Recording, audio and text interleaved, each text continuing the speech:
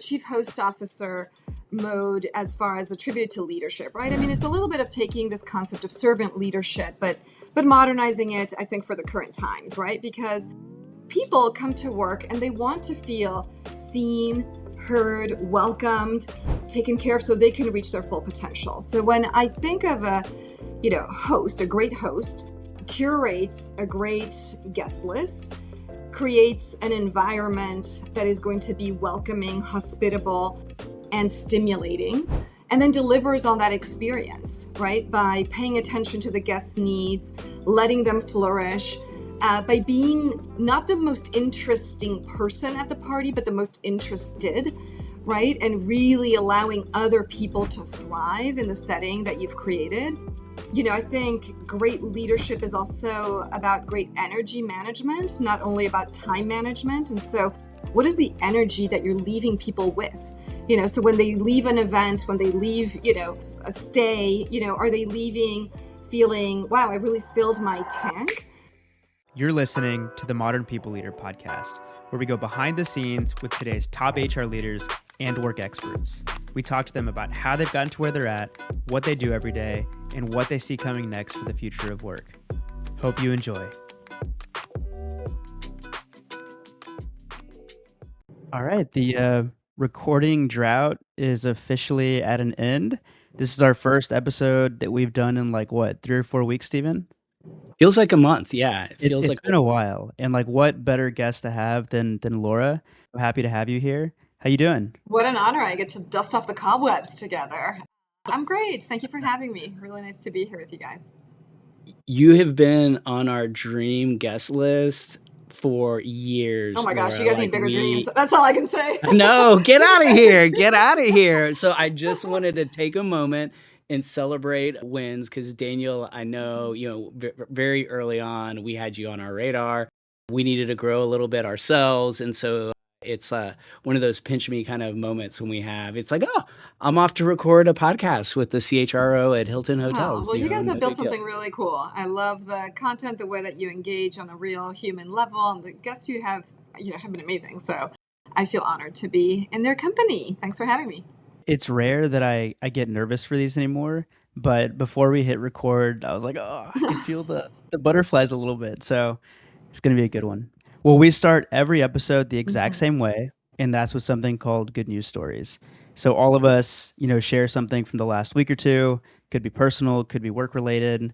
Some people do one of each, and we like to start with our guests. So Laura, if you've got something, please go. I do. I was reflecting back the last week. I've had some really nice opportunities to break bread with people, and I had a great lunch with the interns on my team last week. I had a great dinner with my grown kids this Saturday, which is not easy to schedule given their busy lives. And today I'm hosting book club at my house. So I feel like I've had a really nice set of events with people. Love that. What about you guys? I'll go next. So Daniel and I live in Austin. Daniel is like a unicorn. He's actually born and raised and lives in Austin. Those are rare. Are you keeping Austin I grew up weird, in Dallas. Daniel? I try. I lived in Austin for 2 years, so I did my best too. But sorry, keep going. Well, yeah, no, so I'm from Dallas. Don't hold that against me. You either love or hate Dallas, I feel like. One of the reasons we love it, and I have 2 teenage daughters and a 6-month-old son. And so I've got a whole range of family right now, a whole lot of family.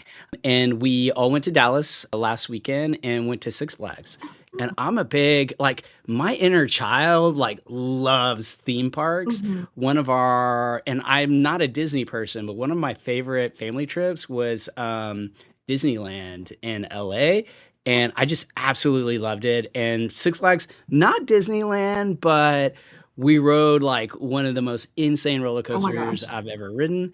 And yeah, I'll keep it at that. That's my good news. I love that. It's been good vibes. So over the last 2 weeks, I've been doing a lot of traveling. A couple weeks ago, did family vacation with my wife's family. And then this past weekend was one of my best friend's bachelor parties. We went to Fort Myers Beach, which I'd never been, kind of like a quiet little beach town. And I got to hang out with some of my best friends that I rarely get to see, maybe 3 or 4 times a year, if that. Was a blast. I can feel myself getting older. I'll Mm. just leave it at that. You got to hang on to the Um, moments with friends, the people who've known you, and yeah, having some fun together. I love it. yeah, and so this coming weekend, my wife is going on a bachelorette party Mm, for my friend's fiance, the one that I went to the bachelor party for last nice. weekend. And so I'm gonna have my 14-month-old daughter for the entire weekend, so for 3 nights. All right, all And right. I've already got like an agenda. I have like, reservations for us. We're gonna go Nice. do some activities, and so I'm excited. As Steven likes to say, I'll be in Real, super dad mode. real talk though, how much of that did Tori get organized before? I did it. Did you do the Yeah, whole thing? I Yeah. yes. What's that? nice, I nice. remember the first time I left my kids with my in-laws. Well, my oldest when he was a baby, and I kid you not, I created a whole PowerPoint instructions for how to handle the baby. And looking back on it now, I'm surprised my mother-in-law didn't just like, slap me silly. But I took those things very seriously before going away from my baby. So To be now I can honest, laugh at myself. So we did the same thing, not to the same extent as some people we know, but we had like a 2 or 3 page Google Doc with instructions like for nap time and meals and all of the things. And looking back months later, we're like, they would have been fine without any of yeah, that. They they're raised gonna be us like, fine. yeah, exactly. I You mean, could this even take being it my on a second. roller coaster like Steven. I Take Yeah, your know. well, I tried, go and to my Six wife was like, Flags. I don't I don't know, think like so. safety. Yeah, We're gonna draw the so we line didn't. there. Yeah. Yeah. Well, enough about us. I want to hear your origin story, and it's one of my favorite questions of the podcast that we ask. And I mentioned the dossier earlier, and I saw that you have a civil engineering background, and that's not the typical starting point for senior HR leaders, like with brands like Hilton. And so, give us a story. How'd you end up in the seat? What was that journey like? Give us the scoop. How much compensation risk do you think is hiding in your spreadsheets right now? For a lot of people teams, comp has gotten way more complex than the system supporting it. You got merit cycles, bonuses, incentive plans, approvals, benchmarking, pay equity, transparency requirements. And somehow, a lot of it is still being managed through Excel, manual uploads, or HRIS modules that weren't really built for this level of complexity. And that's all fine and dandy until there are 3 versions of the same comp file, or one person becomes the single source of truth, or leadership asks why a pay decision was made, and the answer is harder and harder to explain. That's where Beqom comes in. Beqom is a purpose-built compensation platform for organizations managing complex pay programs, especially those teams that I was just referring to that have outgrown what spreadsheets can comfortably handle. It helps people and total rewards leaders run complex comp cycles at the speed of business, connect compensation, performance, and pay equity in one place, create clear governance with clear audit trails, and use AI responsibly with humans still in control of the decisions. If your comp strategy is getting harder and harder to manage, Beqom is worth checking out. You can learn more at beqom.com/MPL. That's beqom.com/MPL. Yeah, no, I'd love to share that. So yeah, I didn't grow up in hospitality or in HR, but I feel like all my early life experiences were kind of pointing in that direction. So I grew up moving around quite a bit. My parents worked in the Spanish Foreign Service. So I was born in Switzerland. We lived in Europe, in Africa, in the States, and I ended up in the States for college. I had grown up in the French educational system, which puts a lot of emphasis on science and math. And so I sort of just blindly checked the box on engineering when applying to school. And that's what I did. I liked sort of the real tangible aspect of engineering. So civil engineering it was. I went to UVA undergrad, graduated, packed my unair conditioned Ford Escort and drove to Austin and spent 2 years at UT Austin going to grad school for structural engineering. Yep, go Horns. And then, met my boyfriend and I started dating there. He's now my husband. And we decided we wanted to get back to the East Coast, closer to family, both on his side and my side. So we moved to New York. I worked in engineering for a couple of years and then realized, you know what? I don't really want to spend the rest of my career in steel-toed boots and a hard hat. Like, I loved the learnings that came from engineering and thinking big and breaking down problems into component parts. But I really wanted to broaden my business perspective. So went to grad school again for my MBA, went to Columbia, and did what a lot of people do it once they graduate from business school and they still don't know what they want to be when they grow up, and got into consulting. And that really helped me hone my communication skills, my analytics skills. I accidentally ended up doing a lot of financial services because we were working in New York and at the time had a baby and so wanted to stay local-ish. That got me meeting a lot of people in the financial services practice at McKinsey. I ended up following one of them into Capital One. And it was while at Capital One, where I spent 6 years in the strategy group and then in the business, that I actually got into HR. The strategy group at the time was really like a talent, magnet, and pushed people out into the business. And so it was a bit of an unconventional ask, like most people would get into like the commercial line of business. But I had always been attracted by how to scale culture through data. I'd raised my hand for, recruiting efforts, for, diversity and inclusion work. So that felt kind of like a natural place for me to go. And I loved it. So I rotated through different functions in HR at Capital One. And then when Hilton moved its headquarters from Beverly Hills to the DC area, the headquarters were literally across the street from Capital One. So I would look across the street and think to myself, now that is an iconic consumer-facing brand that I want to be a part of. And again, growing up, every time my family, my dad switched posts, we would start or end the post living at a hotel. So I got to see firsthand the real magic of hotels and general managers bringing cultures together, playing a role in diplomacy. And that really appealed to me. So 13 years ago, I made the leap. A couple of our senior execs left Capital One to come to Hilton.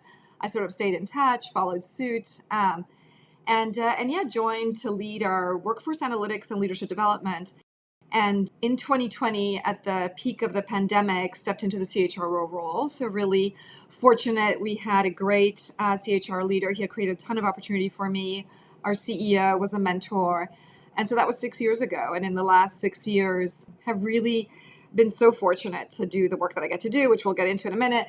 I've also picked up in the last couple of years, I run our supply chain work as well. And we've announced just a few months ago that later in the year, I'll actually be stepping into a new role as Chief Brands Officer for Hilton. So it'll be a different career pivot. Congrats. But yeah, I consider myself a bit of a generalist and just trying to do good work with people that are doing amazing things in brands I believe in. And that's been Hilton for the last 13 years, and I hope for many more to come. And I also saw that you're on the board of Chipotle Yes. and Yeah. one of the schools at UVA. Is that right? That's right. Yeah. I've really, over the last few years enjoyed my board work. So I started by doing some nonprofit work, both on the Make-A-Wish Mid-Atlantic chapter, the Arlington Free Clinic. I currently chair the board of the Make-A-Wish Mid-Atlantic chapter, which just is super fulfilling, and then do incredible work, as I'm sure you know. And then joined corporate board Chipotle a few years ago as well. And that's been amazing. It's been just a great growth vector, a great board, great management team, a brand I would consider myself a power user of, and my kids as well. I hope you both enjoy, your Chipotle bowls or burritos. But yeah, really love that work. And honestly, I feel like as I have grown my career, sort of expanding into a wider aperture has made me a better executive and better leader at Hilton and a better people leader. As I think about, the other companies, other management teams, and I'm able to learn from them and bring my expertise to, those businesses as well. I think Steven has a tradition with his girls where on Father's Day, am I getting this right, Steven? You go pick up Chipotle and then you go How to about? Zilker and do a little picnic. Park. Yeah. Aw.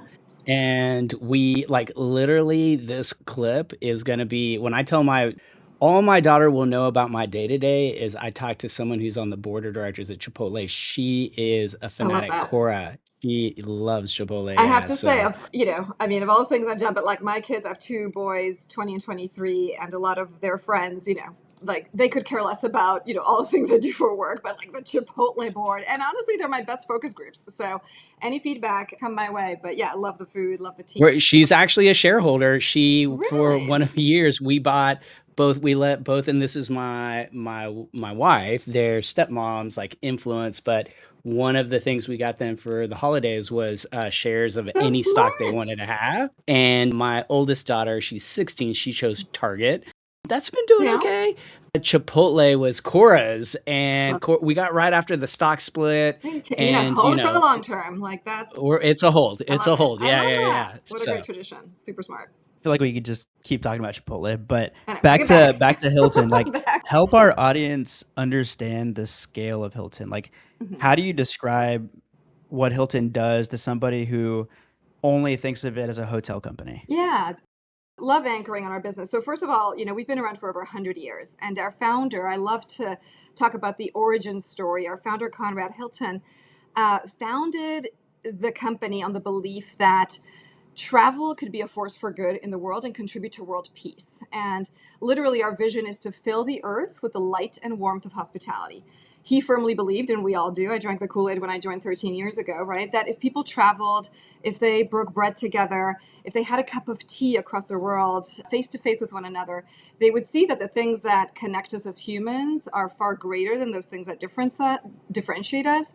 And by putting hotels and communities all around the world, that you create centers of commerce, community, all good things, right? So that's sort of the underlying foundational premise. Today, and his first hotel was actually in Texas, the Mobley. Fast forward a century plus later, we have over 9,200 properties around the world. We operate in over 120 countries and territories, 500,000 plus team members. Now, some of those are franchise, some of those are managed or corporate estate, but we consider them all part of our Hilton family. And we operate 28 brands, right? Ranging from luxury, full service, our all suites categories and extended stay, and our lifestyle brands. So everything from the Waldorf Astoria, the greatest of them all, we just reopened in New York City, to the Hampton Inn, the DoubleTree, Graduate, we just launched our undergraduate brand. So a portfolio of brands that we want to make sure are beloved, thriving, relevant all around the world. And powering all of that, of course, are team members and our culture. So, I'd say we're in the business of creating exceptional hospitality experiences. We want to be the best place to stay and the best place to work. And we want to be the best part of people's lives, right? If you have that incredible work trip, that family reunion, the, soccer tournament that you're taking your kids on, the once in a lifetime honeymoon, like, we want to be there for those experiences. And of course, to do that and empower that, we want our team members to consider work the best part of their day. And our ambition has long been to create the most human experience at work. So anyway, we'll get into all of that, but that in a nutshell is our business model and our scale and reach. And we're really proud of it.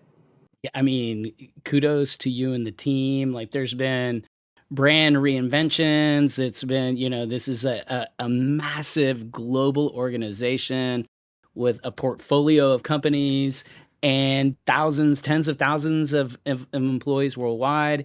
And, it's so interesting because Daniel, we do this for a living. Mhm. Like, we are HR podcasters, and we've had the privilege and honor of, to use your words, of having some really amazing guests on this show.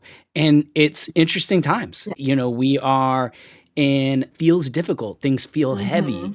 Things like engagement and culture that we used to talk about, like, in really light, Yeah. positive terms, it doesn't seem like that's where we're at in the world today. Everything seems, there's this obsession with technology and Yeah. uncertainty about the future. And when I read the dossier, which is just like the homework prep Yeah. bot that Daniel built for me to quickly have these conversations, what jumped out at me is this notion of the hospitality mindset. Mhm. And that's what I'm going to Yep. relabel this. And so you recently, and the reason for that is because I believe human experience is having its moment. Like, this is the time, if you are in the business of human experience, this is our time to shine. Like, we aren't having enough of these. You mentioned, like, you should go out with your friends and have fun and, join these parties, et cetera, et cetera. And it feels like we've never been more disconnected, and having like this hospitality mindset, I think, is genius. And so I want to spend the first chunk of our time, like, understanding really what this is about. Yeah. And I know you released, the hospitality mindset report. That's taking Hilton's lens, I believe, on hospitality, applying it to workplace culture. And so why don't you walk us through, like, behind the scenes Yeah. executive conversations on how that even came about? Like, when was the moment that you were like, you know what, Yeah. we need to get back to our roots and, like, take this different look at the Yeah. business? No, so much to unpack there, and we'll gladly take you behind the scenes. So I will say, for the last 10 plus years. I've been here for 13 years. And so for at least that long, we've been really focused on building a great experience for our team members. And our CEO, Chris Nseta, who's extraordinary, really challenged us, from the moment he arrived at Hilton, to build the best culture in the world, right? And so that started by listening to our team members and partnering with the Great Place to Work Institute to have external benchmarks. And so for many years, we would survey them, we would ask them questions.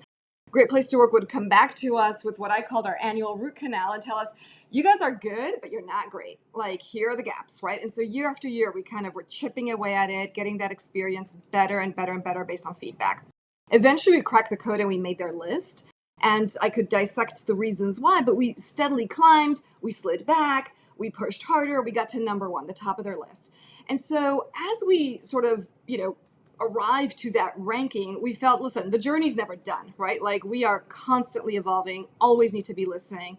But we have learned so much in the years leading up to that ranking. And I've always felt like this is, while we compete with other businesses for talent, for our guests, for consumers, we all want to build great cultures and be great contributors from the business world to society, right? So I feel like the learning should be shared on the journey. That was sort of one premise. On the other hand, as a company, we had built Culture Trends Report, really firmly placing Hilton sort of at the epicenter of the travel zeitgeist. And we thought, why couldn't we do that for culture and workplace? And lastly, we were living in an era of like workplace cynicism, right? There's a lot of like headlines, sort of making fun of work, like people are disengaged, the quiet quitting, the bare minimum Mondays, like all the things, right? Quiet firing. It feels like this tug of war between employers and employees. And our point of view has always been, we want to co-create the future of work with our team members. We've learned a lot in this moment. And frankly, we want to reintroduce a more positive an optimistic narrative about work, because it's our firm belief that through work, you create agency, learning, growth, friendship, community, purpose. You can change the world for the better. So those were sort of the genesis and the why create the report. Now, we were also very curious and we wanted to get specific data around, in this moment, how do consumers feel about culture? Is this important in their buying decisions? Will they differentially, favor a brand who takes care of their team members and has a great culture? And to what extent does that matter in hospitality specifically? So we commissioned some research that in fact proved that, yep, people care about culture. And yes, they're willing to recommend people, more for cultures and companies that take care of their people. And by the way, that's especially true in hospitality, because people feel that if you take care of people well, they're going to take care of their guests better. So all of that and the lessons that we had learned over years of trying to become the best workplace in the world really helped frame this hospitality mindset. And we found not only metaphors and ideas, but real workplace rituals and behaviors that we think could scale, right? And it's been really fun to have the conversation with my peers in other industries, with media platforms like you guys, and really sort of reintroduce some energy into the conversation about work and frankly continue learning. And it's also been really fun to release the report and see how our own team members are so proud of the fact that we are taking a page from the playbook of our general managers, of what they're doing at hotels. And we're saying, you know what? This is actually stuff that we think the world is going to care about. And we want to elevate you as role models for what extraordinary leadership looks like today, given all the things we've talked about. I have so many questions, but the one I'm going to start with is around workplace rituals and behaviors. You said that, that's something, part of the learnings from the last 10, 15 years on the journey to becoming, number one on the Great Place to Work list. What are some of those workplace rituals and behaviors at Hilton? Yeah, I mean, look, we have been super intentional about a couple things. One, building a strategy that could resonate globally and building that around really human needs, right? So our 4 pillars are inclusion, wellness, growth, and purpose. And beneath the strategic pillars, like what are specific activations that are actually going to change the daily experiences of our team members? Because, the longer I work, the more I realize that culture is the accumulation of small moments. Leadership is the accumulation of small moments that you deliver consistently, that you deliver, with authenticity, that you deliver with delight. So we've built rituals around all of that. And if I bring us back for a minute to the hospitality mindset and the report we just put out, I'll give you some examples in each of the trends if you'd like. So we kind of uncovered and really named 5 trends. The first is mutual mentorship, which for us really means like, look, mentorship has typically been seen as this top-down gift, but we really view it as a 360 experience where people learn from one another, right? Like the seasoned executive can share accumulated wisdom and the intern can share a beginner's mindset. And the hack and the ritual that we have, around that is this concept of task forces. When we have a big hotel opening, a special project, we build essentially a tiger team of people from around different regions, different properties, bring them together to work on a specific project. And that brings people together, different tenures, different backgrounds, different geographies, to learn from one another and get something big done together. So that's one. I'd say, another one of our trends is around what we call return to opportunity instead of the dreaded RTO, right? And that for us is really, yes, we believe in in-person connection and learning and the magic that comes when people are together IRL. And to do that well, right, we'll suggest things like daily huddles. We pay a lot of attention to what we call the heart of house. It's not just the locker room and the team member kitchen. It's a team member restaurant. We want you to feel welcomed in the space. So truly, like how we decorate and bring their physical spaces to life really matter. We've paid a lot of attention to that around the world and have a lot of standards around that. I could talk about our rituals for recognition. One of our trends is, the new leadership vibe is host mode and considering leaders as chief host officers. And so for us, this really means just like a great host does, leaders need to set the tone and deliver both on the environment and the experience. And so doing that through moments of recognition, like I See You, our recognition programs range from, our CEO Light and Warmth Award to our Hospitality Heroes, which are just smaller denomination awards where people nominate one another on extraordinary acts of service. And then 2 more trends, and I'll stop. The AI trend. Of course, we can't have a podcast on the workplace environment without talking about, this AI era. And really, we wanted to take this from, AI anxiety, which is what we really had been seeing in the first year of, this sort of popping up, to AI agency. And pun intended, right? Because we want people to lean in. We want them to learn together. We call this the LOL era, learn out loud. And really leaders in particular to showcase like, hey, here's how I'm using the latest tool. Here's what I'm learning. Here's where I stumbled, like really showing both that vulnerability and action when it comes to AI. And finally, the meaning multiplier. So this is where really we're creating that virtuous flywheel of purpose and performance by amplifying the stories really around, what our leaders do. And so the hack there is really straightforward, but it is about storytelling. And, whether that's activating on LinkedIn, at our town halls, really through our recognition, through our global platforms, like making sure that the stories, whether small or large, are being amplified and really used as a model. So that's a lot. I'm going to shut up. Let's, what questions, reactions? How's that resonating? It's great. I mean, yeah, and don't shut up. Like this, we want to pack in as much as we possibly can. It's funny, Daniel and I have a internal outline that just the 2 of us, that we use asynchronously to just keep in check with the flow of the conversation.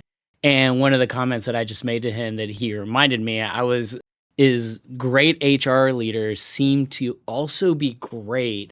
And I'm talking about like top of the heap, like the 99th percentile or HR leaders always seem to be great at branding. Like you just rattle like LOL. I love that. Like all of that. And that was like first thing that came to mind. And Daniel reminded me that you're now taking on, the chief brand officer responsibility. So it all makes sense. Well, to that point, I mean, I think especially in a culture like ours, and we set the stage by talking about our scale. One of my colleagues told me early on, like, look, Nuance doesn't scale easily across geographies, languages, cultures. So you do have to have simple frameworks that then will be brought to life differently in Dubai and Singapore and China, but it really does have to scale in a simple and global way. So when we first started this work years ago, we called our team member value proposition Thrive at Hilton.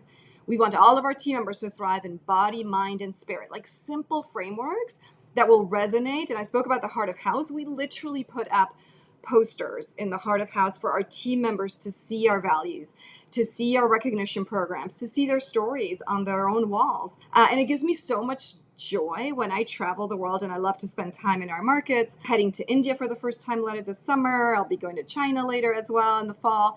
But when I walk the hotels and I walk the heart of house and I see the posters that we've cooked up at HQ, localized for language, but with the same concepts, the same promise, the same stories, right? And it is really important. The branding is really important for our team members to feel connected to something larger themselves and to be excited and proud and see their own voice, played back to them, that we're listening, we're sharing, and we're amplifying. Well, it's so interesting. You just said nuance doesn't scale easily. And one of my last jobs in the corporate world. So I spent 12 years as a practitioner. 5 of that was at Ernst & Young as a consultant right out of college. And I then jumped ship to my last account, which was Goldman Sachs. And I worked at Goldman for like 7.5 years. And the last job I had at Goldman was head of HR technology and diversity. Weird combination, but I loved it. Yeah, I loved it. But it was now looking back, it was like, what a bizarre like combination of things. And for a group which now is Goldman Sachs at Dallas, but at the time it was called Archon Group. And Archon was a real estate asset management company. Mm-hmm. It was a fully owned subsidiary of Goldman. And I would say there were 10,000 employees in this company. And of that, like 6,000, 7,000 were hotel employees. So they actually had a property management arm. And I, being head of HR technology, was tasked with my quarterly OKR was rolling out manager self-service in the HR system. And I literally was like, had to go to a roadway inn and get them to implement. And I probably got 3 or 4 properties in, and I was like, holy shit. Excuse my language. We're going to have to do this different because this is not what I had been used to with kind of corporate based employees. And so that really hit hard for me, that nuance doesn't scale easily. And the other thing that I love that I want to jump on next is, having a host mentality. And we had someone on the show, Amy Schwartz. She is the chief people officer at a company called Wiz, W-I-Z. They were acquired by Google, like Google's biggest acquisition ever. It's an AI company. And she came from the casino world and told us a story about how at the company she worked for, they had this notion of taking out the trash. And you always knew what an employee was kind of made of. This is my interpretation of her story, by, whether or not they're willing to take out the trash. And she was like, every pit boss, no matter what property I was in, always took out the trash. And because they did, I started taking out the trash. And I'm a big believer in this mindset. I think this concept is like so powerful.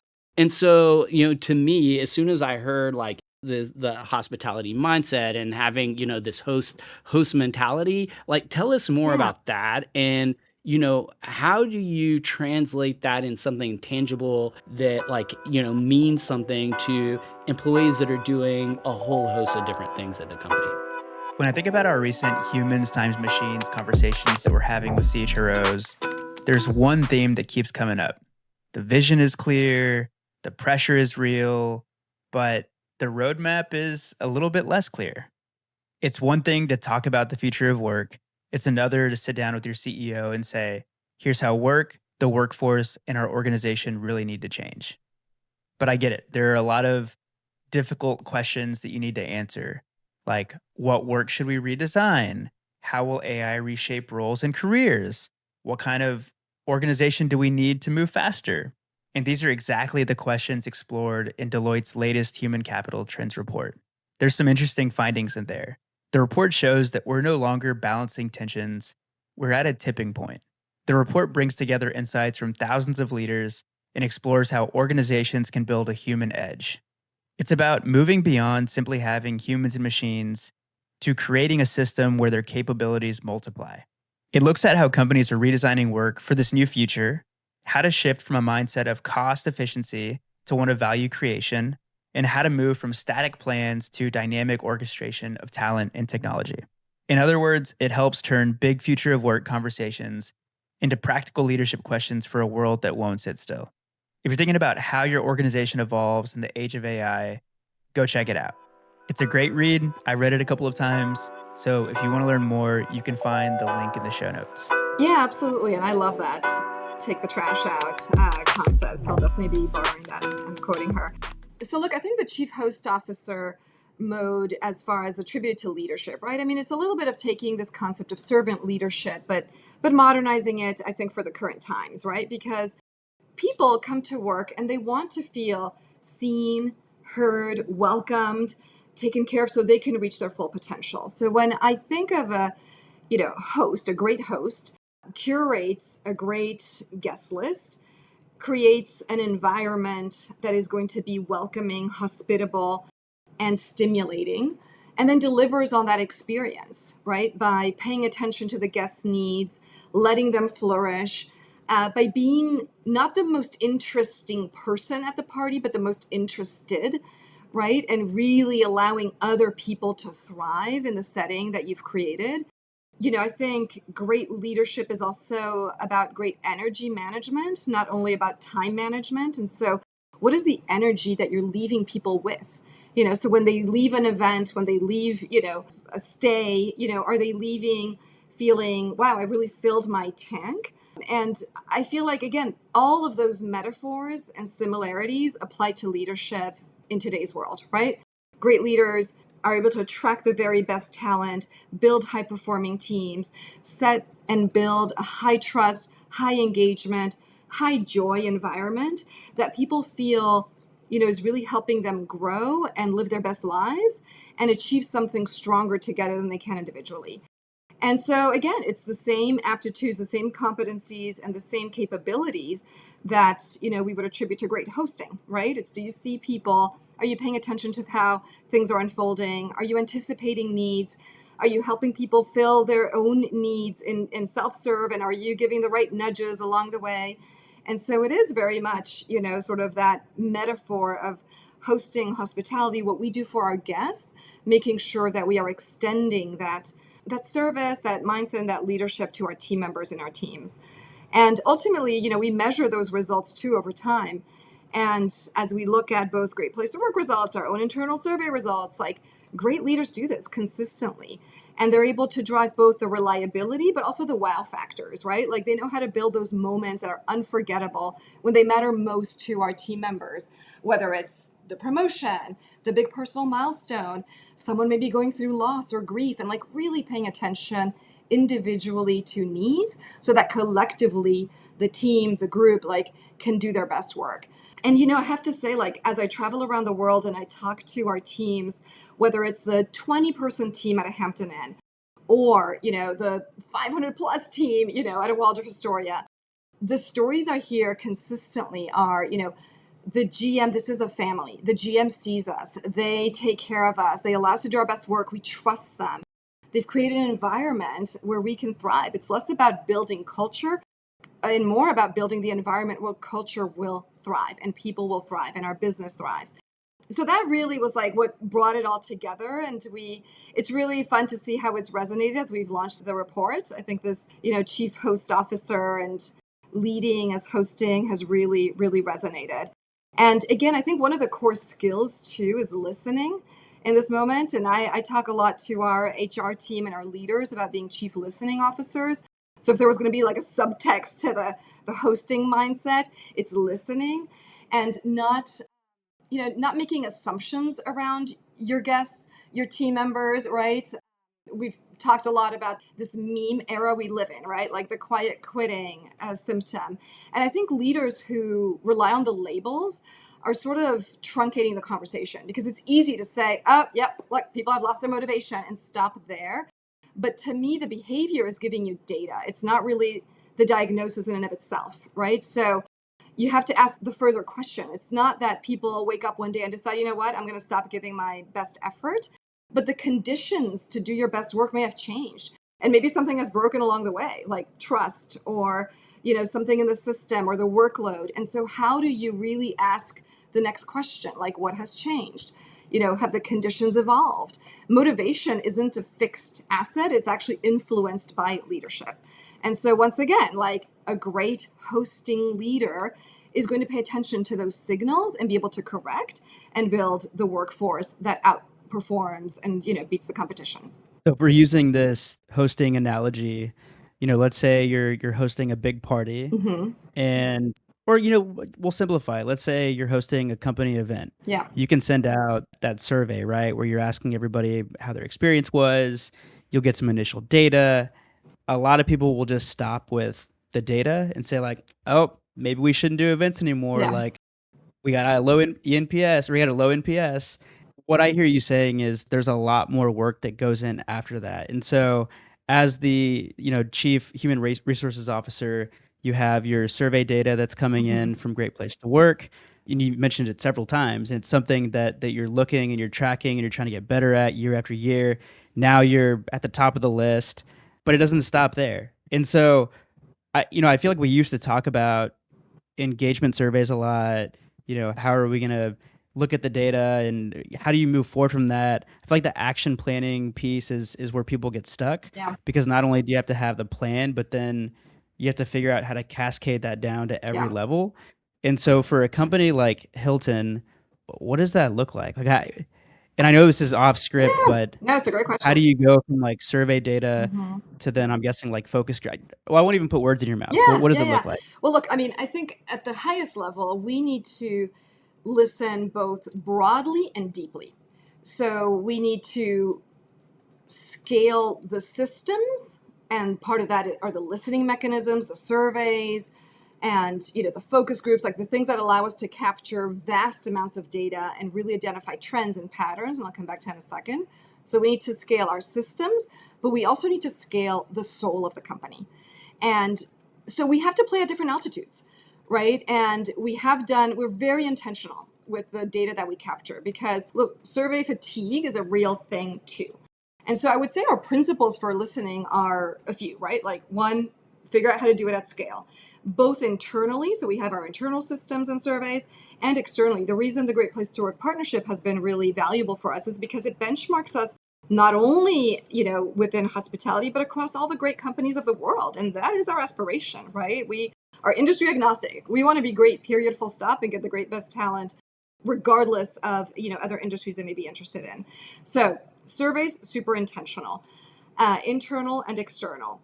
We supplement that with real stories on the ground. We're a very open door company. Our CEO travels the world, 10 times over on any given year. We all, spend time, obviously, today I'm in the corporate office, but I like to spend a lot of time at our hotels, at our properties with our team members. And we really are looking to keep our finger on the pulse of their signals, but also validate some of the trends in the field, right? That is where, honestly, we're seeing, our guest experiences come to life, where we're seeing, what's getting in the way of our team members doing their best work. What is the friction that we need to remove from the system? And usually all of those things put together are what help us, figure out, all right, what are the strategic moves? What are the investments?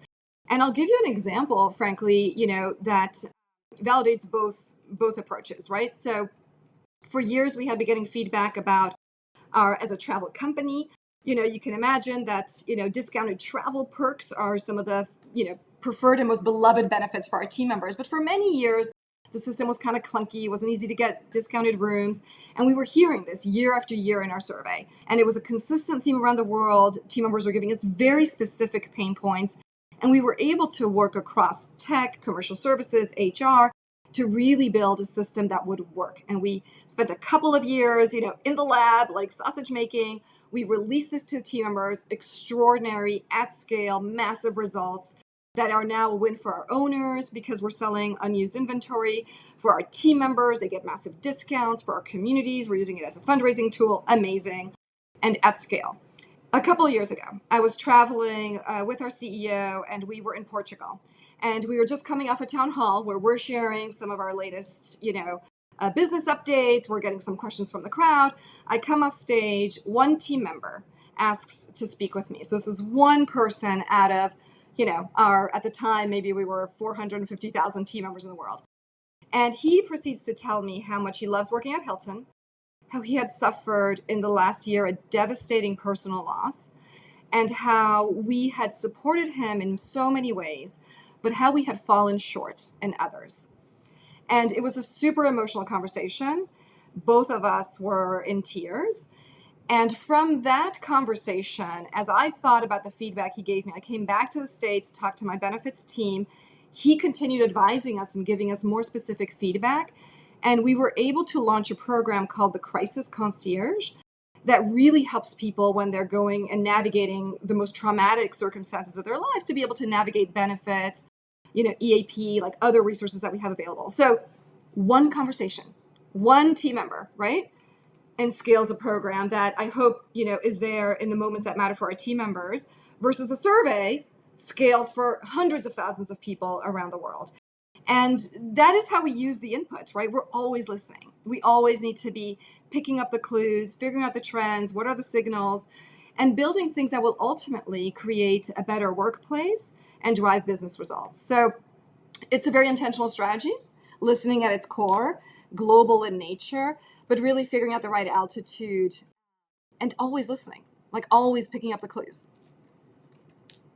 Yeah, and now you have an army of chief host officers Yes. Throughout the company. Yes. And you also have these, great sources of ideas and feedback with general managers and just like all the various layers of management that you have. And, so before going all in on the podcast with Daniel, I ran an engagement survey company, and Very cool.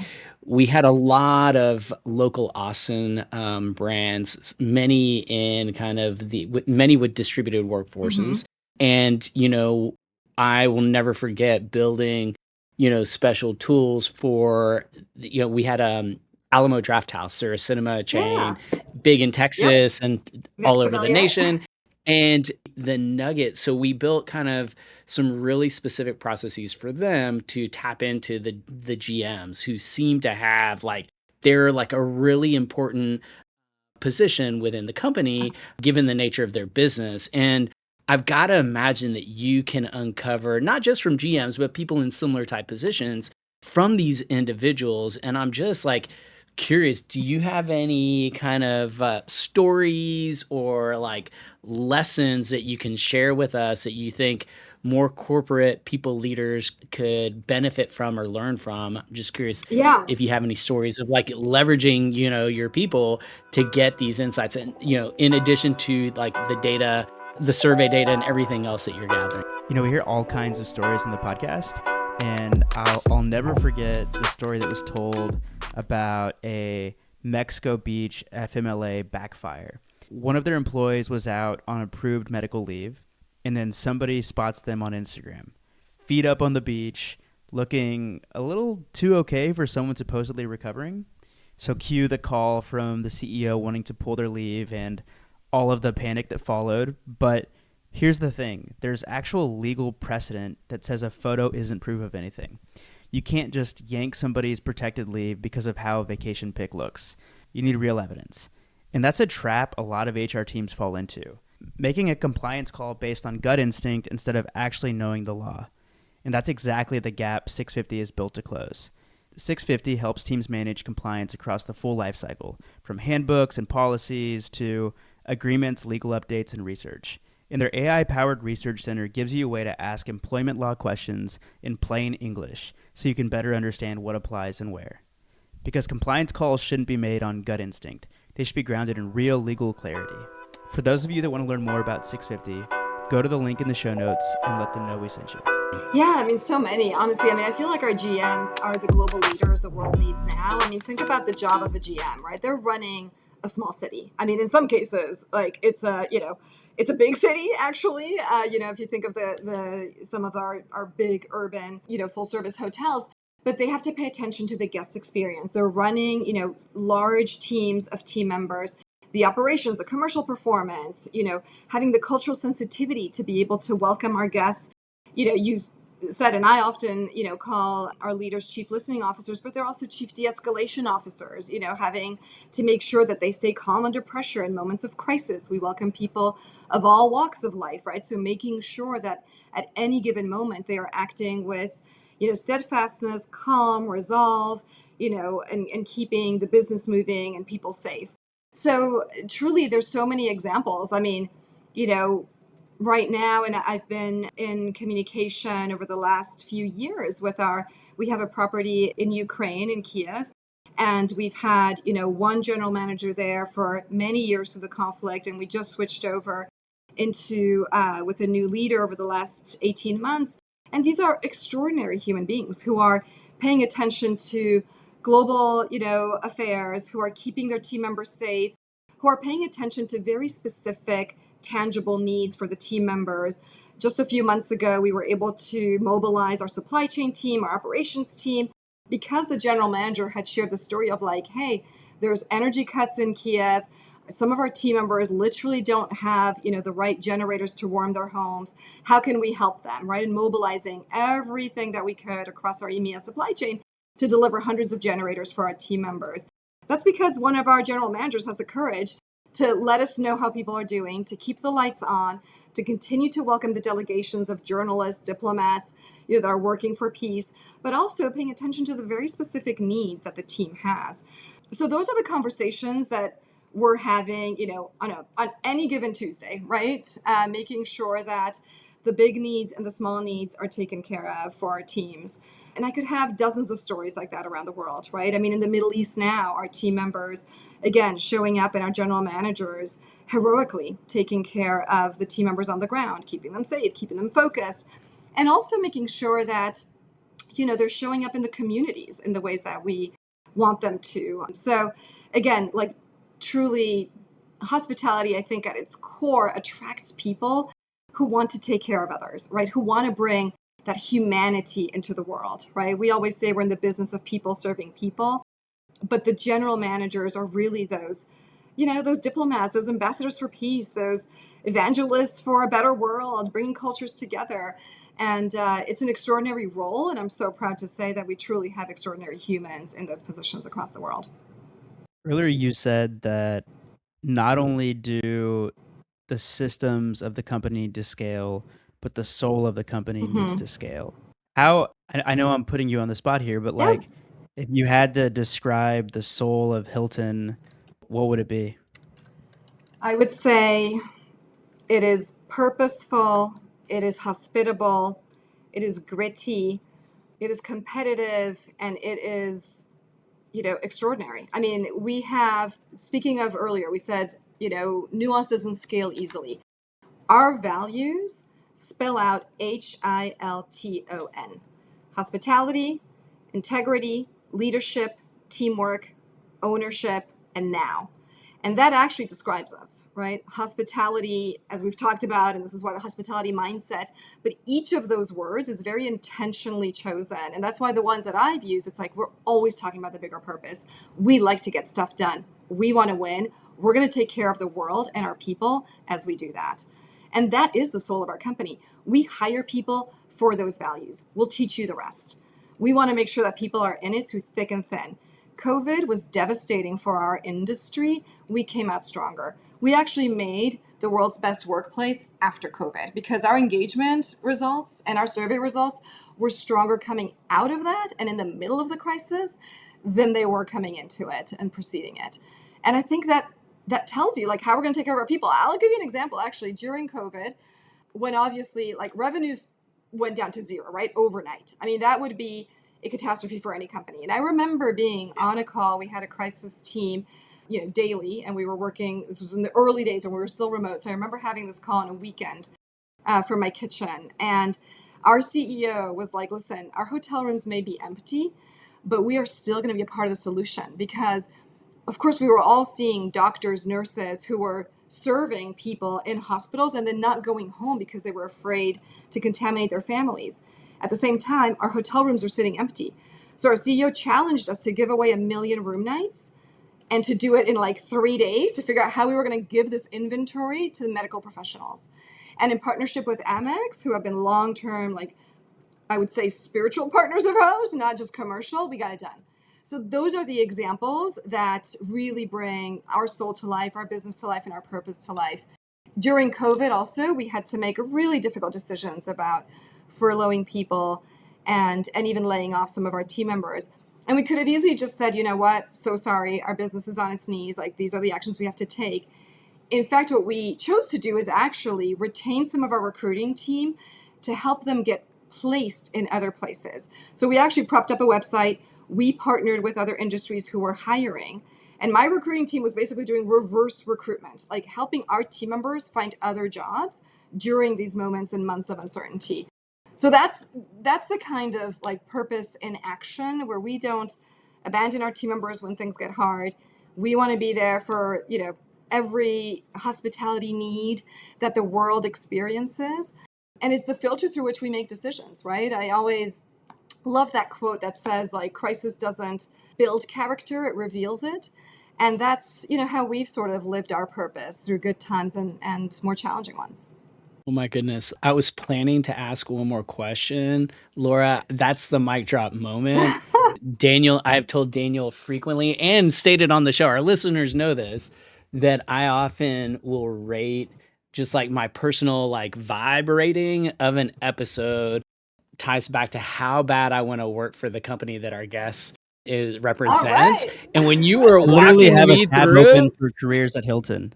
when you were walking us through That's the a like great, end. Yeah, please put that in there. HILTON, I was like, yeah, sign me up. Yeah. Like, where I love that. Well, listen, where's the let's role? talk. Put me We're in, coach. friends. Yes, careers are long. You never know what twists and turns you guys are want to take. So. Oh my goodness. Oh my goodness. So we have a couple more traditions. We're going to, because that was such a great way to end the conversation. We're going to keep them, short and sweet. We'll get through them as quickly as we can. The next is called rapid fire questions. Okay, let's do it. Same set of questions we ask every guest. First question. What's one piece of advice you'd give to someone in HR who's just starting their career? All right, I think you got to figure out how to be good at 4 things. They all start with S because I like a good framework. Strategy, systems, storytelling, and the soul of the work. I love all these frameworks. Yeah. This is so good. Once a consultant, okay, always next- a consultant. Okay, yeah. So That's true. this, That's Steven. true. Yeah. If your team gave you a superpower nickname, what would it be? I mean, honestly, I'm going to say the superpower nickname I would give my team is Culture Catalysts. I don't know what they would call me. I mean, I do love to tell stories. So maybe storyteller, gatherer, extraordinaire. I love bringing people together and telling stories. But my team is a real superhero, and I would call them Culture Catalysts. Love that. What's a strategy or practice from another company you'd love to steal? I've been really inspired by what Walmart has done on the tech side for team members. And they've built this productivity, communication, engagement app. I've talked to Donna Morris, their extraordinary CHRO, and I really want to emulate that and build that here. All right, last rapid fire question. Who should we have on the show next?